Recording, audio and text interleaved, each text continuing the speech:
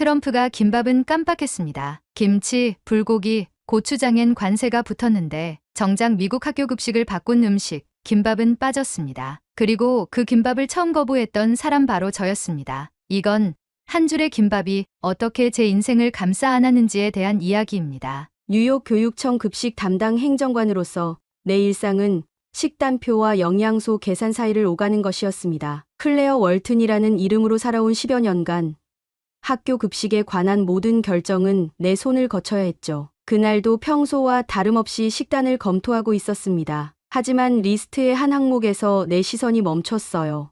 김밥? 팀장 캐럴이 서류를 가리키며 설명했습니다. 코리아타운 어머니들이 직접 준비한다는 내용이었죠. 나는 그 자리에서 단호하게 거부 의사를 밝혔습니다. 익숙하지 않은 음식이었고 냄새도 색깔도 심지어 영양 기준도 애매했으니까요. 우리 학교에서 제공하기엔 적합하지 않다고 판단했어요. 그때 교장 피터슨이 조용히 입을 열었습니다. 익숙하지 않다는 이유로 거부한다면 우리는 아무것도 배울 수 없다는 말이었어요. 그 순간 나는 불편함을 느꼈습니다. 왜냐하면 이건 단순한 음식 선택의 문제가 아니라 내 안에 어떤 벽을 지키려는 행동이었기 때문이죠. 사실 나는 새로운 것들을 시도하는데 항상 두려움이 있었어요. 특히 아시안 음식은 더욱 그랬습니다. 그 강한 향신료와 낯선 질감이 내게는 위협처럼 다가왔으니까요. 하지만 그건 단순한 기호의 문제가 아니었어요. 내 안에 더 깊은 무언가와 연결되어 있었습니다. 회의가 끝나고 사무실로 돌아온 나는 창가에 서서 생각에 잠겼어요. 사계절이 뚜렷한 뉴욕의 봄,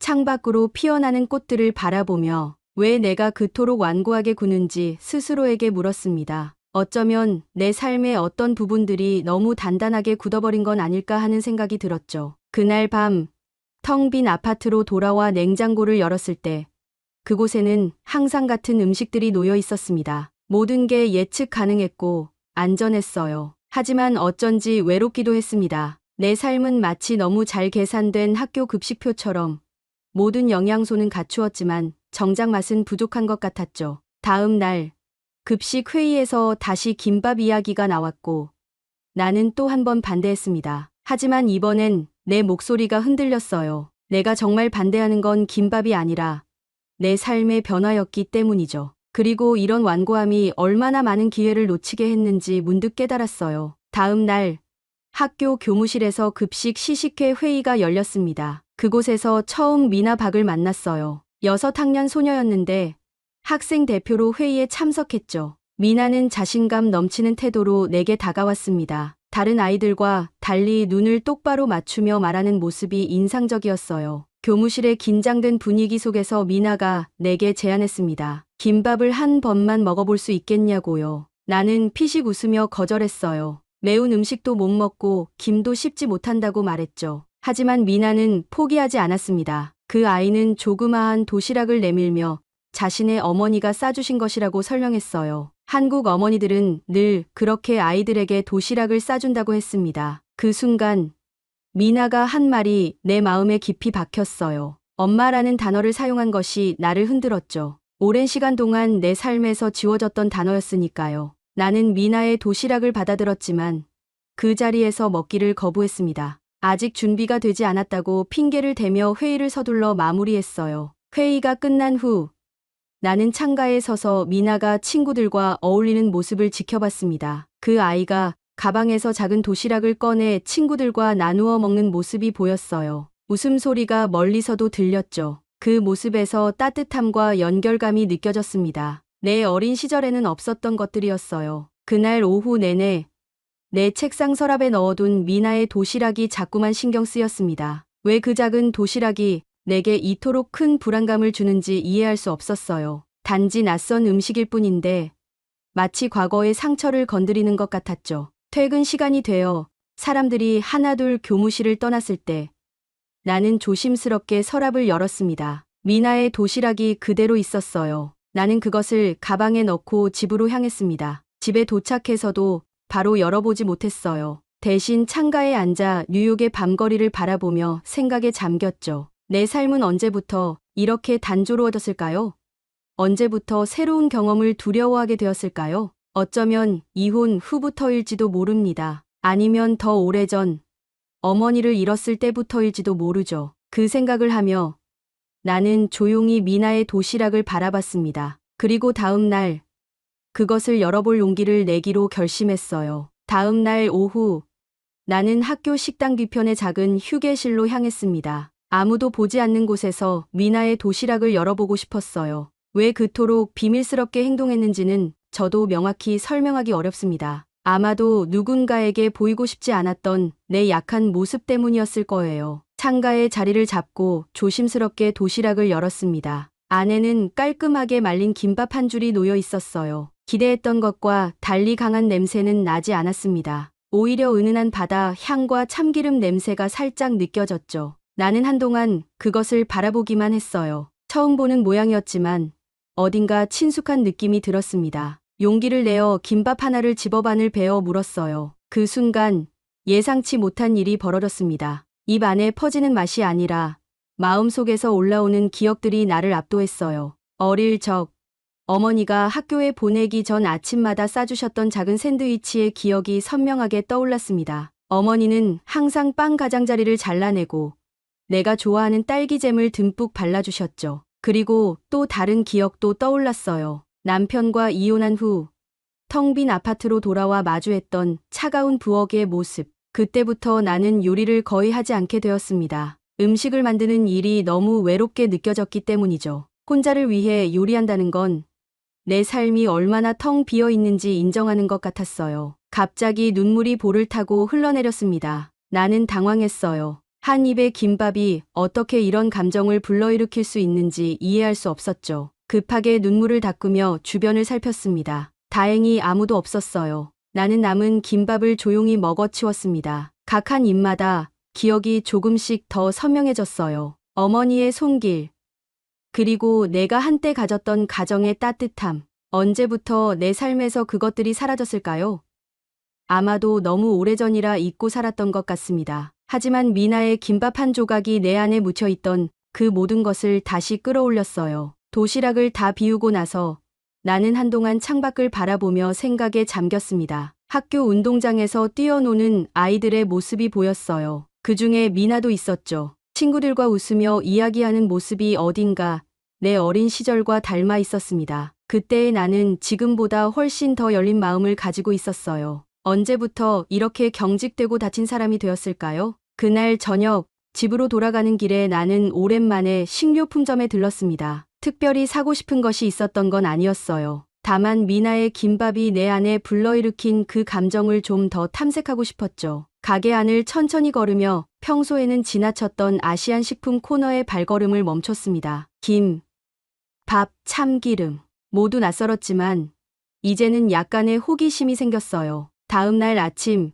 교육청 회의실로 향하는 발걸음이 평소와 달랐습니다. 마음속에 어제의 경험이 생생하게 남아 있었고 그것이 내 결정에 영향을 미칠 것임을 알았어요. 회의실에 들어서자 팀장 캐럴과 여러 동료들이 이미 자리에 앉아 있었습니다. 나는 심호흡을 한 뒤 평소와 다른 제안을 꺼냈어요. 김밥을 학교 식단에 시범적으로 도입해보자고 말이죠. 회의실에 잠시 정적이 흘렀습니다. 팀장 캐럴은 어리둥절한 표정으로 나를 바라봤어요. 불과 이틀 전까지만 해도 한국 음식에 강한 거부감을 표현했던 내가 갑자기 입장을 바꾼 것에 의아해하는 모습이었죠. 캐럴은 날카롭게 물었습니다. 도대체 무슨 일이 있었길래 하루아침에 생각이 바뀌었냐고요. 그 질문 앞에서 나는 잠시 말을 잃었어요. 어떻게 설명해야 할까요?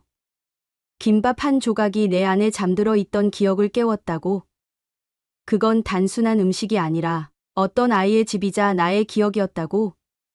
너무 개인적인 이야기를 공적인 자리에서 꺼내기가 망설여졌습니다. 하지만 동시에 이건 단순한 업무 결정 이상의 의미가 있다는 것을 알았어요. 결국 나는 김밥이 학생들에게 새로운 문화적 경험을 제공할 수 있을 것이라는 가장 무난한 설명을 덧붙였습니다. 다양성을 존중하는 교육 환경을 만들자는 교육청의 정책과도 일치하는 방향이라고 말이죠. 하지만 캐럴은 쉽게 설득되지 않았어요. 예산 문제와 학부모들의 반응을 우려했죠. 논쟁은 길어졌고 결국 회의는 결론 없이 보류되었습니다. 하지만 그날 오후 예상치 못한 일이 벌어졌어요. 미나와 몇몇 학생들이 급식 시간에 김밥을 나누어 먹는 모습이 학교 소셜미디어 계정에 올라간 것이죠. 문화 교류의 날이라는 제목으로 올라온 그 사진은 금세 학부모들 사이에서 화제가 되었습니다. 사진 속 아이들의 즐거운 표정, 다양한 문화를 경험하는 모습이 많은 사람들의 공감을 얻었어요. 언론에서도 관심을 보였죠.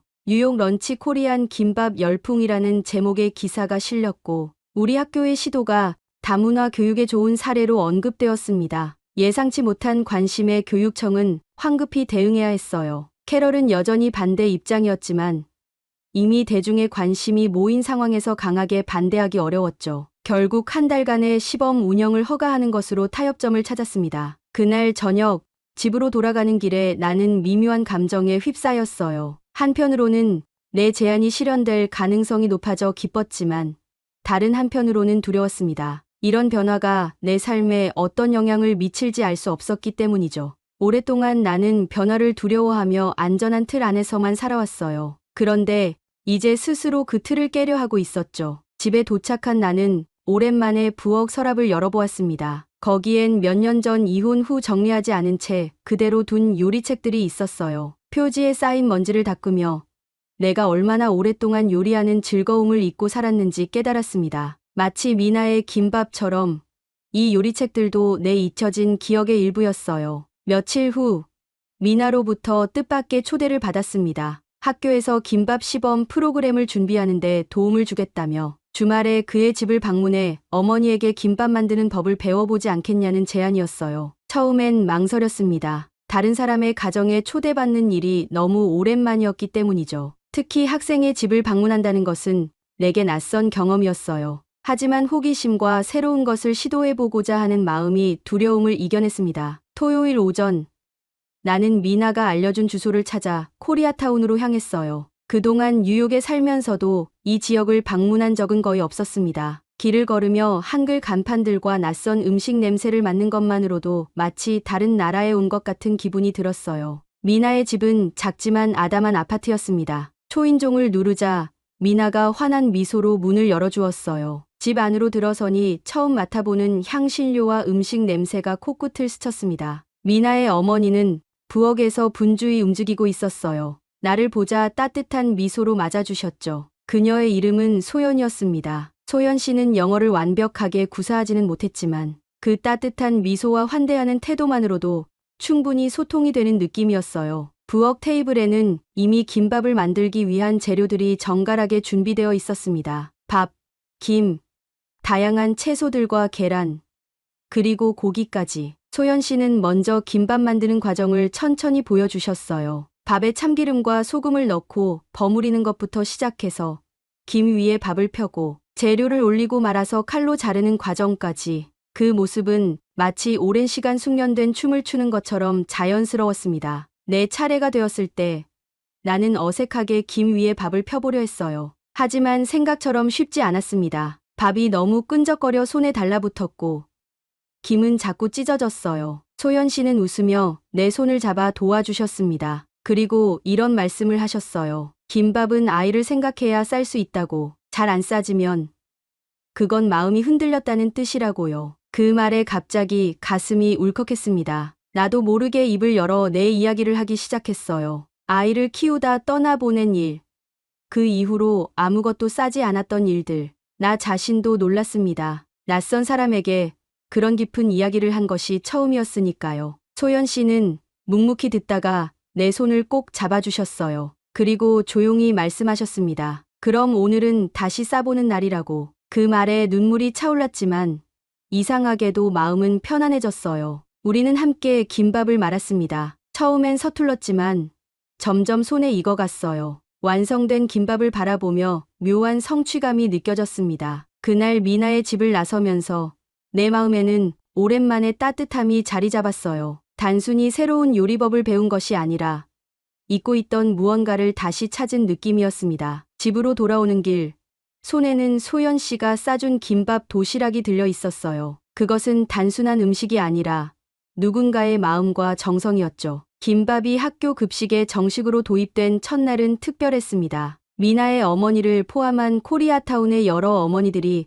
자원봉사자로 참여해 주셨어요. 학교 주방은 평소와 다른 활기로 가득 찼습니다. 다양한 언어가 오가고 웃음소리가 끊이지 않았죠. 나는 그들 사이에서 배운 대로 김밥을 말았어요. 아직 서툴렀지만 소연 씨의 조언을 떠올리며 정성을 다했습니다. 점심 시간이 되자 아이들이 하나둘 식당으로 모여들었어요. 처음 보는 김밥에 호기심 가득한 눈빛으로 접시를 받아갔습니다. 어떤 아이들은 망설임 없이 맛있게 먹었고 어떤 아이들은 조심스럽게 한 입만 베어 물었어요. 하지만 대부분의 반응은 긍정적이었습니다. 아이들은 신기해하며 서로의 김밥을 나누어 먹기도 했어요. 급식실 한쪽에서 아이들을 지켜보고 있는데 한 소년이 조용히 내게 다가왔습니다. 평소에 말이 없던 5학년 제이슨이었어요. 그 아이는 김밥을 들고 있으며 작은 목소리로 말했습니다. 그의 어머니도 예전에 이런 것을 싸주셨다고요. 이혼하기 전에는요. 그 말에 가슴이 덜컥 내려앉았습니다. 마치 내 아이가 말하는 것 같았어요. 나도 한때는 아이에게 도시락을 싸주었던 엄마였으니까요.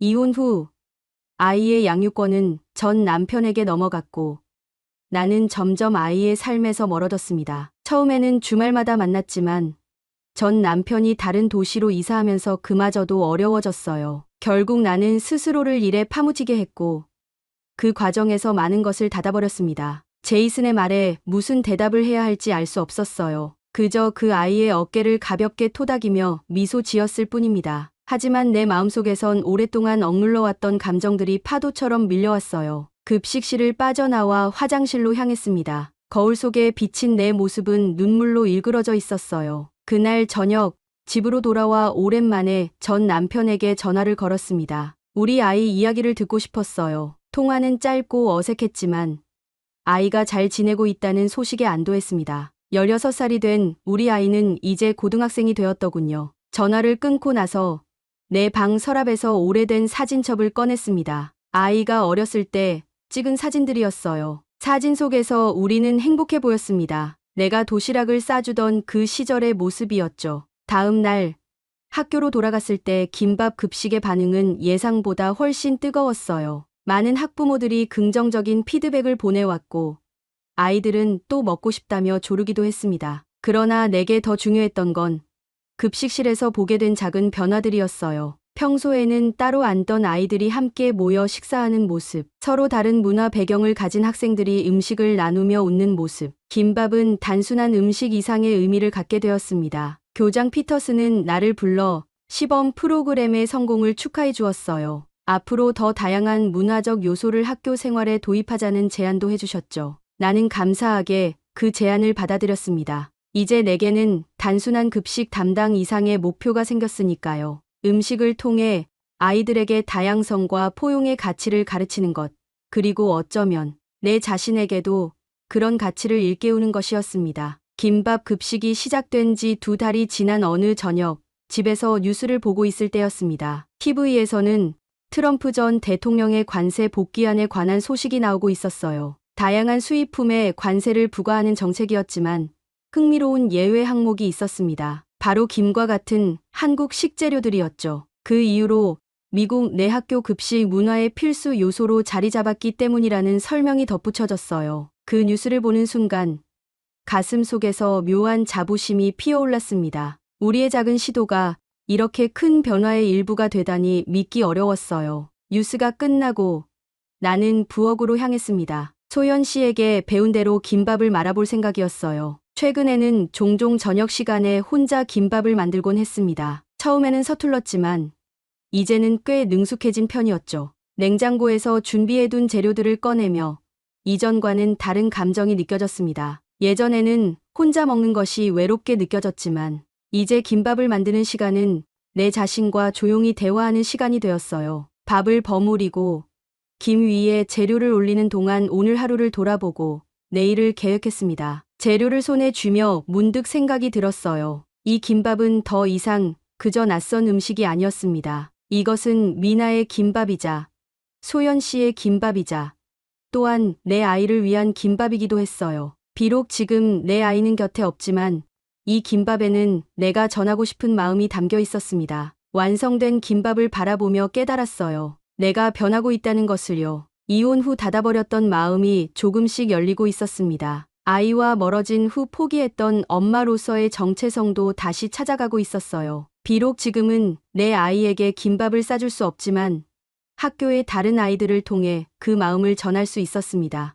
다음 날 아침, 전 남편에게 다시 전화를 걸었어요. 우리 아이를 방학 때 만날 수 있는지 물어보기 위해서였죠. 전 남편은 잠시 망설이더니 그러자고 했습니다. 내년 여름 방학에 아이가 뉴욕에 올 수 있을 것 같다고요. 가슴이 두근거렸어요. 오랜만에 아이를 만난다는 생각에 설렜지만 한편으로는 두려움도 있었습니다. 내가 좋은 엄마로 기억되어 있을까?